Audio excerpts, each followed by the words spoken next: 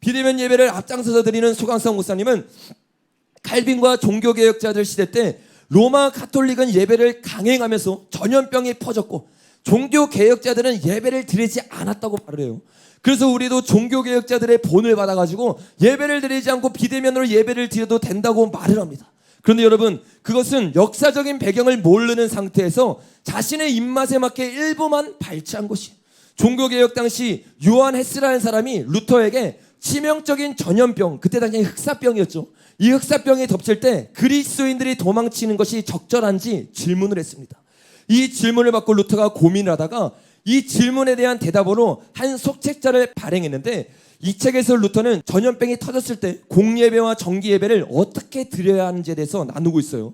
잠시 읽어드리겠습니다. 첫째, 반드시 사람들이 예배에 참여하여 설교를 듣도록 강권하여서 그들이 하나님의 말씀을 통하여 어떻게 살고 어떻게 죽을 수 있는지를 배우게 합시다. 아멘입니까? 정말로 죽을 수밖에 없는 상황인가 어떻게 해야 돼요? 설교를 통해서 우리가 살고 우리가 죽은 후에 어디로 가는지를 알려줘야 된다는 거예요. 이게 루터가 그 질문을 받고 책에 실제적으로 적은 내용이에요. 두 번째로, 모든 사람은 반드시 살아있는 동안 매주 혹은 2주에 한 번씩 자기 죄를 고백하며 성찬에 참여함으로 죽을 준비가 되어 있어야 합니다. 여러분, 당연한 이야기 아니겠습니까? 지금 죽음의 내 앞에 있으면 복음을 믿고 영생을 믿는 사람이 어떻게 반응하겠습니까? 진짜 흑사병이 일어났을 때는 3일 만에 사람들이 죽었어요. 3일 만에 사람들이 죽으니까 예배를 안 드립니까? 3일이라는 시간밖에 없기 때문에 더 예배를 드리고 그들을 살리는 것이 영생을 아는 자들이라는 거예요. 여러분 어떻습니까? 소강성 목사가 발췌한 것처럼 종교개혁자들이 예배를 멈췄습니까? 아니라는 거예요. 그들은 예배를 멈추지 않고 오히려 죽음의 두려움에 있는 사람들에게 복음과 예배를 통해 죽음을 준비할 수 있도록 예배에 힘쓰기 시작했다는 거예요. 다만 전염병에 걸린 사람들과 증상에 있는 사람들은 따로 모여 예배를 드리게 했고, 그들끼리 예배만 드리게 한 것이 아니라 그곳에 목회자들이 죽음을 무릅쓰고 찾아가서 전염병 걸린 사람들에게 함께 예배를 드리고 함께 찬양을 하고 함께 기도를 하면서 나아갔다는 거예요. 완전히 다른 모습이라는 거예요. 설교의 황태자라고 불렸던 찰스 스펄전이라는 사람이 있습니다. 이 찰스 스펄전은 런던에서 목회를 했는데, 이때 당시 런던에도 코렐라가 유행해서 수많은 사람들이 죽었어요. 그러나 찰스 스펄전은 전염병 기간 동안에 한 번도 예배를 멈추지 않았어요. 오히려 루터처럼 전염병에 걸린 사람들을 찾아가서 복음을 전하고 그들과 함께 예배를 드렸습니다. 또 흑사병이 창궐했던 16세기 당시 칼빈을 포함한 제네베 목사들은 주일 예배를 중단하지 않았으며, 동시에 흑사병이 무서워 도망치는 교인들도 비난하지 않았어요. 여러분, 이게 맞는 거죠. 목사는 어떻게 하는 거예요? 목숨을 걸고 예배를 지키는 거예요. 그리고 선택해서 오는 사람들과 함께 예배를 드리는 거예요. 그리고 흑사병의 증상이 있거나 아니면 이게 무서워서 예배 못 드리는 사람들, 이 사람들을 비난하지도 않았다는 거예요. 그럼 어떻게 했습니까? 그 사람들을 찾아가서 같이 예배를 드려줬어요. 근데 여러분, 칼빈이 그 사람들을 정죄하지도 비난하지도 않았지만 칼빈이 면책을 줬던 사람들이 있어요. 어떤 사람들입니까? 이렇게 말해요. 그러나 흑사병이 무서워서 맡은 양떼를 버리고 도망친 목사들은 면직시켰습니다. 이게 칼빈이 그때 당시에 사람들에게 내렸던 명령이었다는 거예요. 단순히 예배를 막은 것이 아니에요. 예배를 자유롭게 드리고 특별히 목회자들은 예배를 포기하지 않으므로 예배를 선택할 수 있는 자유를 그들에게 허락했다는 거예요. 여러분, 목회자가 예배를 포기해요. 목회자가 교회 문을 닫아요. 그러면 성도들에게는 교회에 나와서 예배 드릴 수 있는 권리가 파괴되는 거예요. 그래서 칼빈은 그것을 알고 있었기 때문에 믿음이 연약한 자들을 정죄하지 않았지만 목숨을 걸고 예배를 지켜야 되는, 양떼들을 지켜야 되는 목사들을 면직하고 파면하고 그들에게 면책을 했다는 거예요. 여러분, 얼마나 멋있습니까? 우리나라에도 이런 목사님들이 일어날 줄로 믿습니다. 이상 제가 종교개혁자의 삶을 나눈 것처럼 종교개혁자들은 소강성 목사처럼 정부의 눈치나 보며 빌빌거리지 않았습니다. 오히려 소강성 목사님이 종교개혁자들의 당시의 상황들을 들이대면서 비대면 예배를 드렸다면 칼빈은 소강성 목사를 면직시키고 파면시켰을 거예요. 종교개혁자 칼빈은 이렇게 목숨을 걸고 예배를 드렸고, 그리고 칼빈은 지금도 우리에게 그렇게 목숨을 걸고 예배를 드릴 수 있도록 목소리를 높이고 있을 줄로 믿습니다. 종교개혁자였던 칼빈과 녹스는 교회의 저항권에 대해서 강하게 주장을 했습니다. 우리 그 다음 장면 한번 보시면 이 서창원 교수님이라는 분이 계신데, 우리 여기 총신대 나오신 우리 전도사님도 계신데 이분한테 배웠는지 모르겠어요. 근데 이분이 이 칼빈과 종교개혁자들의 저항권에 대해서 설명하면서 이렇게 말해요.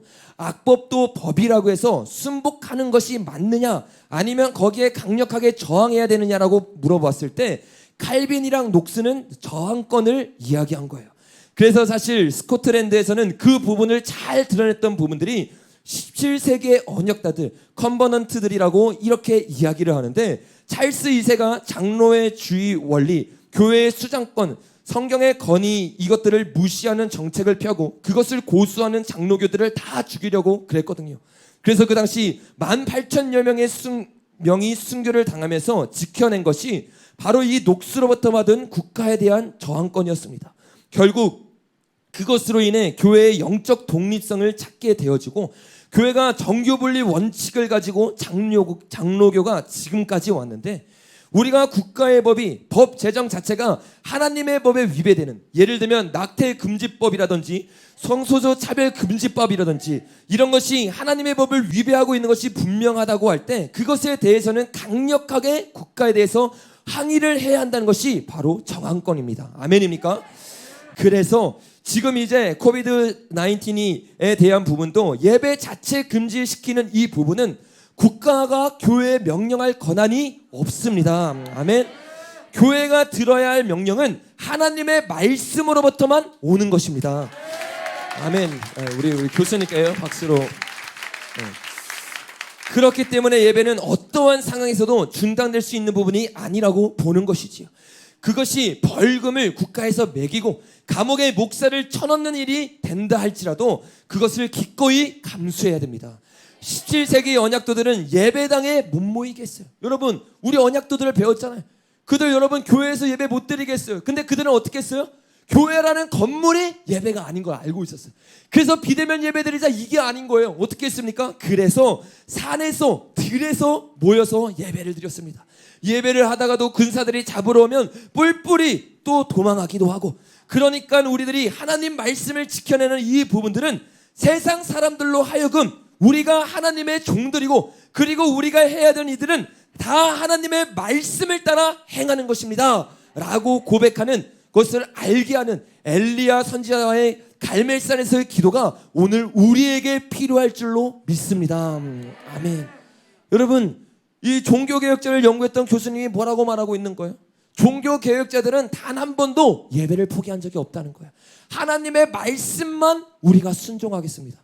여러분, 로마의 그 강력한 권력 앞에서도 순종하지 않았던 것이 누구예요? 바로 우리 믿음의 선배들이에요. 이들은 로마가 우리를 죽이려 할지라도, 수많은 나라들이 우리를 죽이려 할지라도, 목에 칼이 들어올지라도 하나님만이 나의 왕이십니다. 이 고백을 했던 것이 바로 위근이들이고 바로 종교개혁자들이라는 거예요. 여러분, 저번에 보았던 이 언약도들의 사인을 보세요. 이들이 주님 앞에서 사인을 직접 한 거예요. 친필 사인한 거 걸리면 어떻게 되는 거예요? 죽는 거예요. 목숨을 잃는 거예요. 뭐라고 언약을 한 거냐? 주님, 어떠한 상황 가운데서도 예배를 포기하지 않겠습니다. 어떠한 상황 가운데도 주님의 나의 왕이시라고 고백하겠습니다. 여러분, 목회자들이 아니에요. 성도들이, 그리고 7살부터 11살까지 있는 아이들도 수없이 있어요. 이 아이들이 다 자신의 친필로 쓴 거예요. 주님을 위해 죽겠습니다. 주님을 위해 나아가겠습니다. 이처럼 종교개혁자들은 정부의 어떠한 탄압 속에서도, 그리고 전염병이라는 어떠한 질병 속에서도 모이기를 패하지 않았습니다. 어디서든 예배를 드릴 수 있기 때문에 산이든지 들이든지 모여서 예배를 드리고 패하지 않았어요. 이런 목숨 건 예배, 이런 눈물로 드렸던 예배와 지금 한국의 비대면 예배를 비교할 수 있겠냐는 거야. 그러면서 합리하면서 종교개혁자들도 산에서 예배를 드렸으니까 우리도 이렇게 비대면 드리면 된다. 이거는 말도 안 되는 소리라는 거야.